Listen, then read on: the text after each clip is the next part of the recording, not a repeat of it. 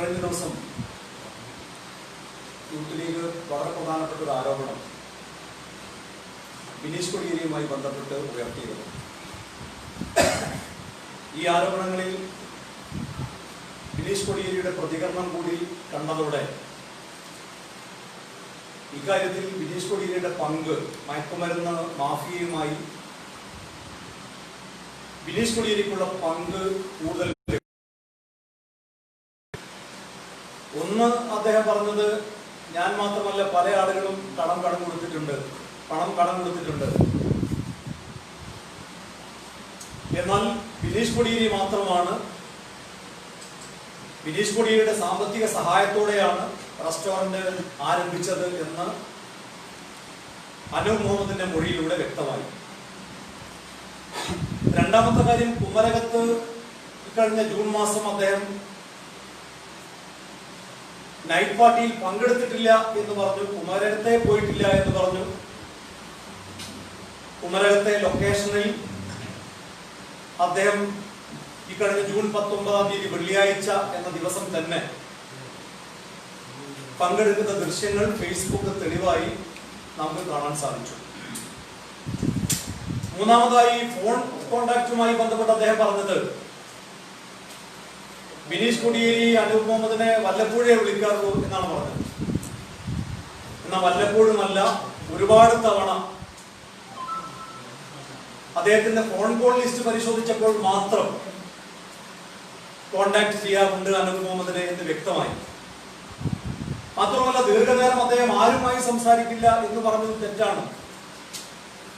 അനൂപ് മുഹമ്മദുമായി തന്നെ ദീർഘനേരം phone call list പരിശോധിച്ചപ്പോൾ മാത്രം സംസാരിക്കുന്നതിന്റെ തെളിവുകളും പുറത്തു വന്നു. ഇനി വാട്സപ്പ് കോളുകൾ കൂടി പരിശോധിച്ചാൽ ജൂലൈ 10 അനൂപ് മുഹമ്മദ്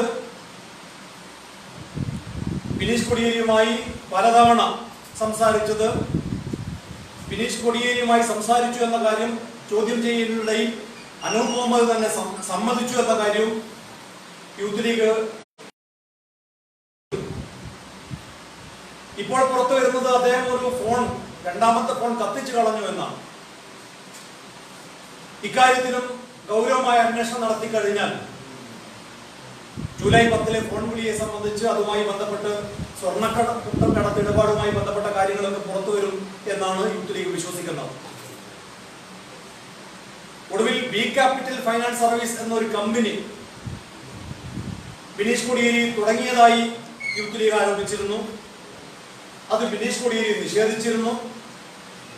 എന്നാൽ അങ്ങനെ ഒരു കമ്പനി 2015 തന്നെ റെസ്റ്റോറന്റിന് പണം മുടക്കി എന്ന് പറയുന്ന അതേ സമയത്ത് തന്നെ ബിനീഷ് കൊടിയേരി ആരംഭിച്ചതായ തെളിവുകളും ഇതിനകം പുറത്തു വന്നു കഴിഞ്ഞു. ഇതേ സംബന്ധിച്ച് കൂടുതൽ അന്വേഷണം നടത്തിയപ്പോ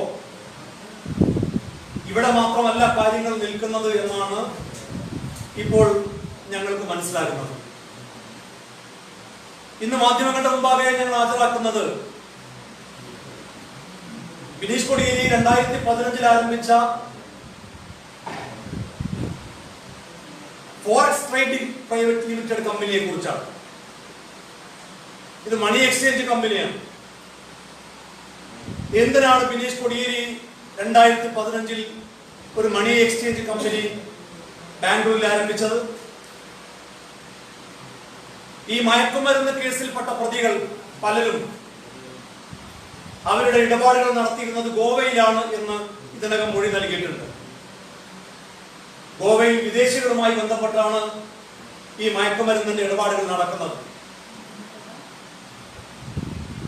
വിദേശികൾ മയക്കുമരുന്ന് വാങ്ങുമ്പോൾ അവരുടെ കറൻസിയിലാണ് മയക്കുമരുന്ന് വാങ്ങുന്നത്. ഈ പണം, ഈ ഇടപാടുകൾ നടത്താൻ വേണ്ടിയാണോ വിദേശ കറൻസി മയക്കുമരുന്നുമായി ബന്ധപ്പെട്ട ഇടപാടുകൾ നടത്തുന്നതിന് വേണ്ടിയാണോ ഇത്തരത്തിലൊരു മണി എക്സ്ചേഞ്ച് 2015 ബിനീഷ് കൊടിയേരി ആരംഭിച്ചത് എന്നുള്ളത് അന്വേഷിക്കണം എന്ന് യൂത്ത് ലീഗ് ആവശ്യപ്പെടുകയാണ്. മുഖ്യമന്ത്രി ശ്രീ പിണറായി വിജയൻ പറഞ്ഞത് ഒറ്റ ചങ്ങായി ആരാണ് എന്നുള്ളത് വ്യക്തമാണ്. കാരണം 2015 എക്സ്ചേഞ്ച് കമ്പനിയൊക്കെ ആരംഭിക്കണമെങ്കിൽ ബിജെപിയുടെ ഭരണകാലത്ത് എളുപ്പത്തിൽ അത്തരം ലൈസൻസ് ഒന്നും കിട്ടില്ല. ഒരു CPM നേതാവിന്റെ മകന് എങ്ങനെയാണ് ഇത്തരം ഒരു ലൈസൻസ് കിട്ടിയത് എന്നതിനെ സംബന്ധിച്ച് അന്വേഷിക്കണം. ഈ കമ്പനിയിൽ എന്തായിരുന്നു ഇടപാട്, എന്ത് മണി എക്സ്ചേഞ്ച് ആണ്, ഏതൊക്കെ വിദേശ കറൻസികളാണ് ബിനീഷ് കൊടിയേരിയുടെ ഈ കമ്പനിയിൽ ഇടപാട് നടത്തിയത് എന്നതിനെ സംബന്ധിച്ച് എൻഫോഴ്സ്മെന്റ് ഡയറക്ടറേറ്റ് അന്വേഷണം നടത്തണം എന്ന് യൂത്ത് ലീഗ് ആവശ്യപ്പെടുകയാണ്. ഇക്കാര്യം ഉന്നയിച്ചുകൊണ്ട് സുപ്രീം കോടതിയിൽ ഒരു അഭിഭാഷകൻ ഇന്ന് പരാതി നൽകിയതായി മനസ്സിലാകുന്നു. ED അന്വേഷണം നടത്തിയാൽ യൂത്ത് ലീഗിന്റെ എല്ലാ തെളിവുകളും എൻഫോഴ്സ്മെന്റ് ഡയറക്ടറിന് കൈമാറാൻ ഞങ്ങൾ ഒരുക്കമാണ്. അതുമാത്രമല്ല, മറ്റൊരു പ്രധാനപ്പെട്ട കാര്യം, 2018 ഏപ്രിൽ മാസം 17-ാം തീയതി തിരുവനന്തപുരത്ത് UAFX എന്ന് പറഞ്ഞൊരു സൊല്യൂഷൻ ആരംഭിക്കുകയുണ്ടായി. UAFX solutions private limited. ഇത് 2018 ഏപ്രിൽ 17-നാണ് ആരംഭിച്ചത്.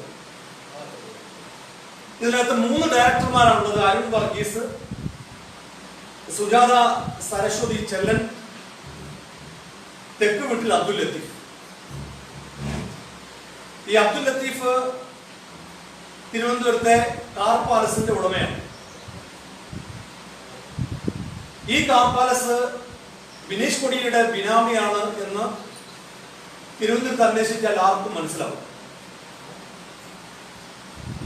ഈ UAFX സൊല്യൂഷൻ ഒരു പ്രത്യേകതയുണ്ട്. സ്വപ്ന സുരേഷ് EDക്ക് കൊടുത്ത മൊഴിയിൽ പറയുന്ന UAFX 21 ഓഗസ്റ്റ് 2020 എറണാകുളം കോടതിയിൽ ED ഹാജരാക്കിയ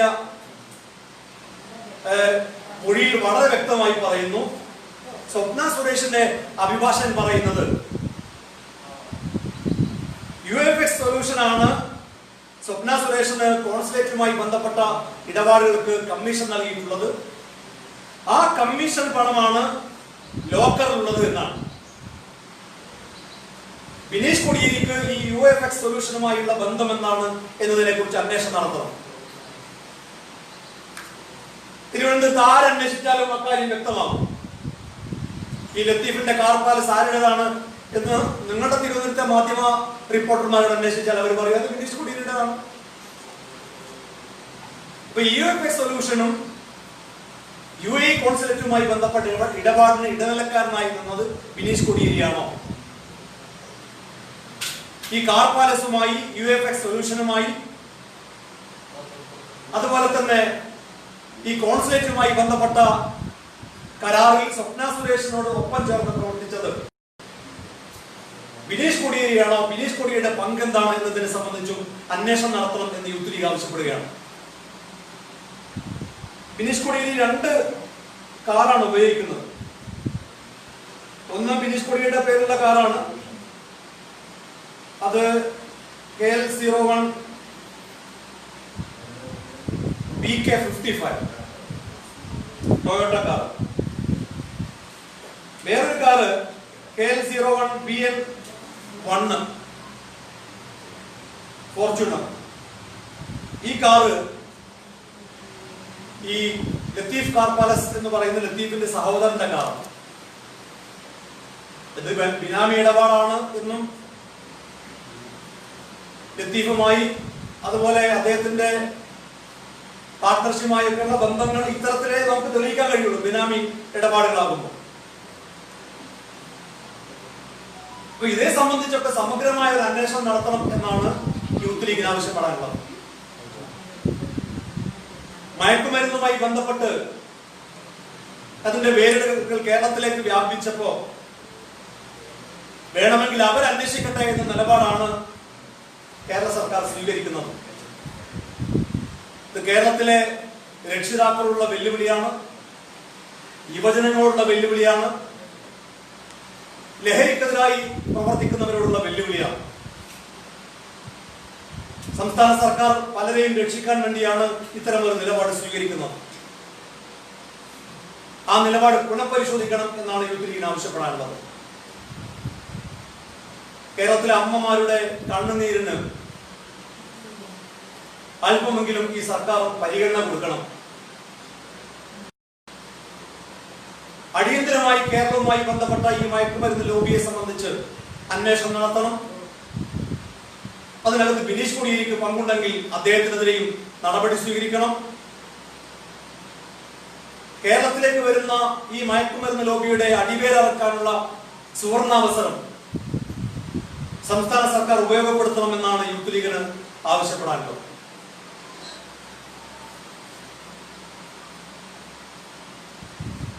ഇത്രയും കാര്യങ്ങളാണെന്ന് പറയാനുള്ളത്. മണിയക്സിന്റെ പേര് അതും ബി ക്യാപിറ്റലാണ്. B capital forex trading private limited. ഇത് തുടങ്ങിയത് 3/7/2015 നേരത്തെ പറഞ്ഞത് ഫൈനാൻസ് ലിമിറ്റഡ് ആയിരുന്നു. അതും ബി ക്യാപിറ്റൽ തന്നെയാണ് പേര്. ഇത് ഫോറക്സ് ട്രേഡിംഗ് ആണ്.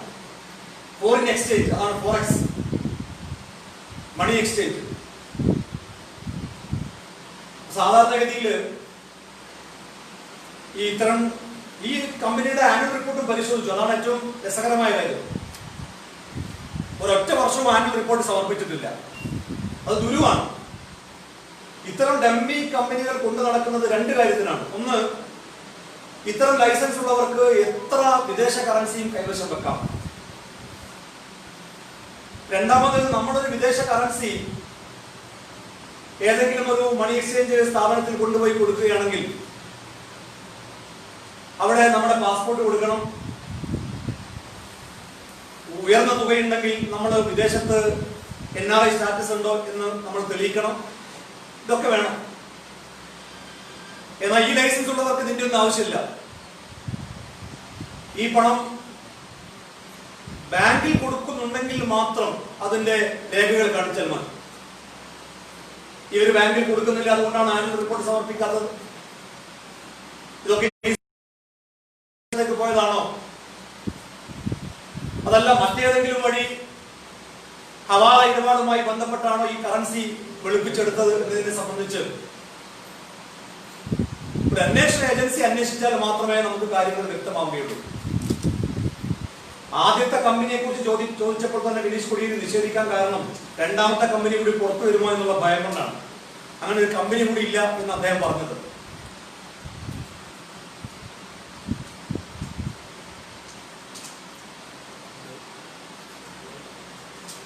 പാർട്ടി പറയുന്നത് പാർട്ടി എന്തിനാണ്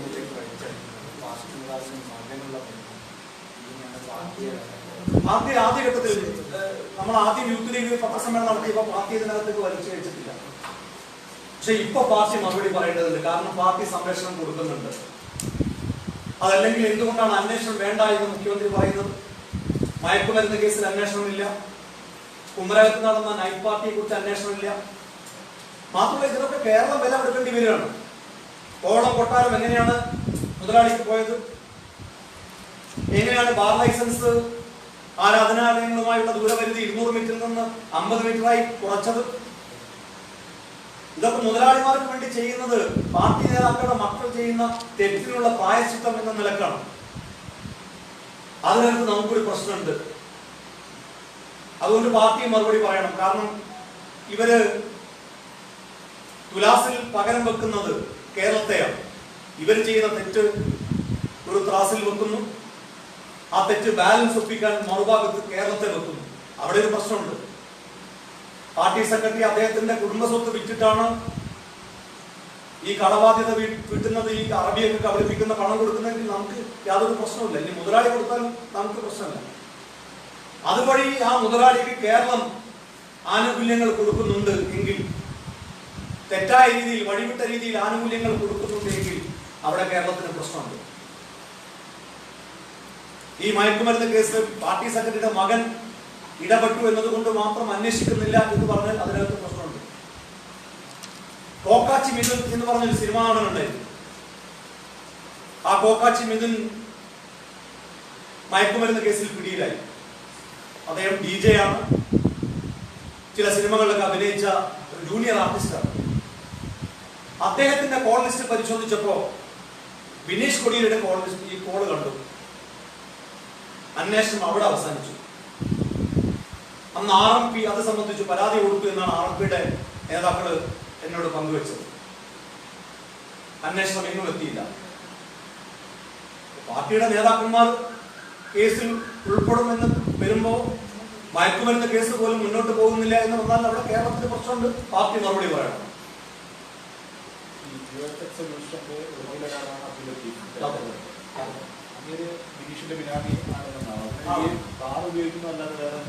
അത് നിങ്ങൾ തിരഞ്ഞെടുത്ത് ആരോട് ചോദിച്ചാലും മതി. ബിനാമി ഇടപാട് നമുക്ക് അങ്ങനെയല്ല തെളിയിക്കാൻ കഴിയും. രേഖകളില്ലാത്തതിനാണല്ലോ ബിനാമി ഇടപാട് എന്ന് പറയുന്നത്. തിരുവനന്തപുരത്ത് നിങ്ങൾ ആരോട് അന്വേഷിക്കും? ഈ കാർ പാലസ് ആരുടേതാണ്? ബിനീഷ് കോടിയേരിക്ക് ഒന്നുകിൽ പാർട്ണർ ആണെന്ന് പറയും, അല്ലെങ്കിൽ ബിനീഷ് കോടിയേരിയുടെ ആണെന്ന് പറയും, അല്ലെങ്കിൽ ബിനാമി ആണെന്ന് പറയും. ഞാൻ പലരോടും അന്വേഷിച്ചു, പലരും പറഞ്ഞു. മാധ്യമ പ്രവർത്തകർ ഉൾപ്പെടെയുള്ളവരോട് ഞാൻ ചോദിച്ചു. തെളിവുണ്ടോ എന്ന് ചോദിച്ചാൽ തെളിവില്ല. പക്ഷെ തെളിയിക്കാൻ കഴിയും അന്വേഷണ ഏജൻസി അന്വേഷിച്ചാൽ. സ്വർണ്ണക്കടത്തുമായിട്ട് ബന്ധമുണ്ട്. കാരണം സ്വപ്ന സുരേഷിന്റെ മൊഴി ഞാൻ കാണിച്ചല്ലോ നേരത്തെ. NIA അന്വേഷിക്കുന്ന കേസാണ്. അല്ല, NIA അന്വേഷിക്കണം. ഈ ഞാൻ പറയുന്നത് ഇതിനകത്ത് NIA UAFX-മായി ബന്ധപ്പെട്ട്, അതുപോലെ അതിനകത്ത് ബിനീഷ് കോടിയേരിയുടെ പങ്ക് ഇപ്പൊ ഇതുവരെ മുഖ്യമന്ത്രിയുടെ ഓഫീസിലേക്ക് മാത്രമാണ് വിരൽ ചൂണ്ടിയത്. ഇപ്പൊ പാർട്ടി സെക്രട്ടറിയുടെ വീട്ടിലേക്കും വിരൽ നീളുകയായി. ചൂണ്ടുവരൽ പാർട്ടി സെക്രട്ടറിയുടെ വീട്ടിലേക്കും, അന്വേഷണം പാർട്ടി സെക്രട്ടറിയുടെ വീട്ടിലേക്കും എത്തേണ്ട അവസ്ഥയാണ്. മുഖ്യമന്ത്രിയുടെ ഓഫീസാണ് ഈ സ്വപ്ന സുരേഷിന്റെ ഇടപാടുകൾക്ക് സംരക്ഷണം ഒരുക്കിയത് എന്നായിരുന്നു നമ്മുടെയൊക്കെ ധാരണ. അവിടെ മാത്രം നിൽക്കുന്നില്ല. ഈ UAFX സ്വപ്ന സുരേഷ് കൊടുത്ത മൊഴിയാണ്. സ്വപ്ന സുരേഷിന് കമ്മീഷൻ കൊടുത്തത് UAFX ആണ്. കോൺസുലേറ്റുമായി ബന്ധപ്പെട്ട ഒരു ഇടപാടിൽ കിട്ടിയ കമ്മീഷനാണ്. ആ കമ്മീഷനാണ് ലോക്കറിലുള്ളത് എന്നാണ് സ്വപ്ന സുരേഷിന്റെ മൊഴി. ആ UAFX അതിനകത്തുള്ള പാർട്ണർ ലത്തീഫ്, ആ ലത്തീഫിന്റെ കാർ പാലസ്, അത് മാത്രമല്ല ലത്തീഫ് കോണ്ടാക്ട് ഇതിനകത്ത് UAFX-ന്റെ ഇമെയിൽ ID lateefcarpalace@gmail.com എന്നാണ്. അപ്പോ വളരെ കൃത്യമായി കാർ പാലസുമായി, ലത്തീഫുമായി, UAFX-മായി ബിനീഷ് കോടിയേരിക്കുള്ള ബന്ധം ഇങ്ങനെയൊക്കെ നമുക്ക് പറയാൻ കഴിയുള്ളൂ. ഈ KL01BN1 number car, Toyota Fortuner car തിരുവനന്തപുരത്ത് അന്വേഷിച്ചാൽ ഇനി മാറ്റം അറിയില്ല. കുറെ ദിവസങ്ങൾ അദ്ദേഹം ഉപയോഗിച്ചിട്ടുണ്ട്. 2 കാറാണ് അദ്ദേഹം ഉപയോഗിക്കുന്നത്. 2 കാറിന്റെ നമ്പറും ഞാൻ പറഞ്ഞു. ഇതൊക്കെ അന്വേഷിക്കട്ടെ. നമ്മുടെ കൈവശമുള്ള എല്ലാ തെളിവുകളും EDക്ക് കൊടുക്കും. EDക്ക് ഇതിനെ കുറിച്ചൊക്കെ പരാതി, ഈ ഫോറിൻ എക്സ്ചേഞ്ചിനെ കുറിച്ചുള്ള പരാതി ഇന്ന് സുപ്രീം കോടതിയിൽ അഭിഭാഷകൻ കൊടുത്തു എന്നാണ് മനസ്സിലാക്കുന്നത്. ഇനി ഈ UAFX-മായി ബന്ധപ്പെട്ട പരാതി ഞങ്ങളും കൊടുത്തു.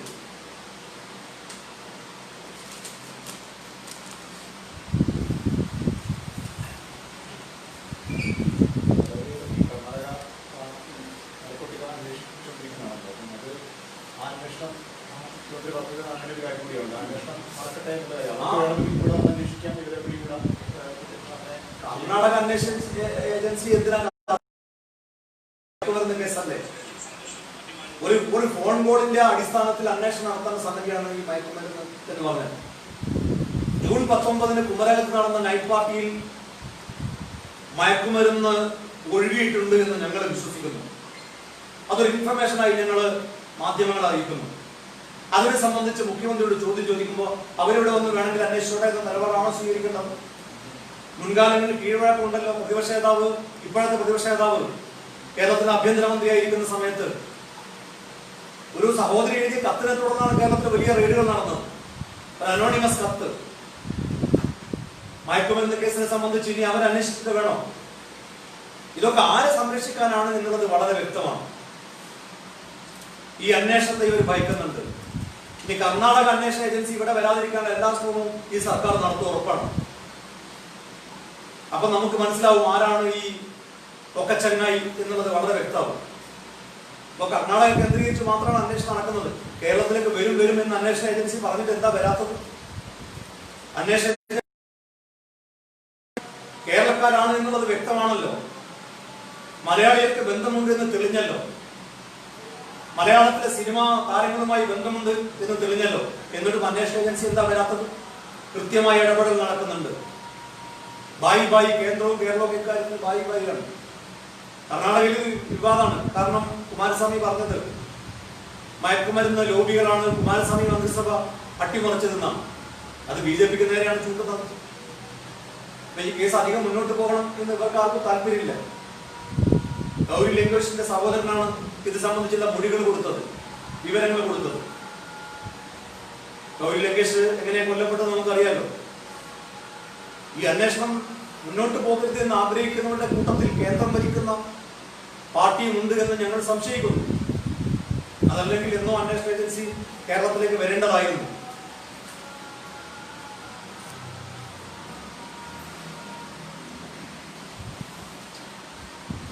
ഒപ്പ് വിവാദം പോലും ഇത് അട്ടിമറിക്കാൻ വേണ്ടി കൊണ്ടുവന്നതാണോ എന്ന് എനിക്ക് സംശയമുണ്ട്. ഈ മയക്കുമരുന്ന് വിവാദം കത്തി നിൽക്കുന്ന സമയത്ത് തന്നെ ഒരു ഒപ്പ് വിവാദം എടുത്തിട്ട് ഈ വിഷയത്തെ വഴിതിരിച്ചു വിടാൻ വേണ്ടിയിട്ടാണോ BJP ഇത് ചെയ്തതെന്ന് ഞങ്ങൾ സംശയിക്കണം. കാരണം മയക്കുമരുന്ന് കേരളത്തിൽ അങ്ങനെ ചർച്ചയാവരുത് എന്ന് BJPക്കും ആഗ്രഹമുണ്ട് എന്നാണ് ഞങ്ങൾ സംശയിക്കുന്നത്.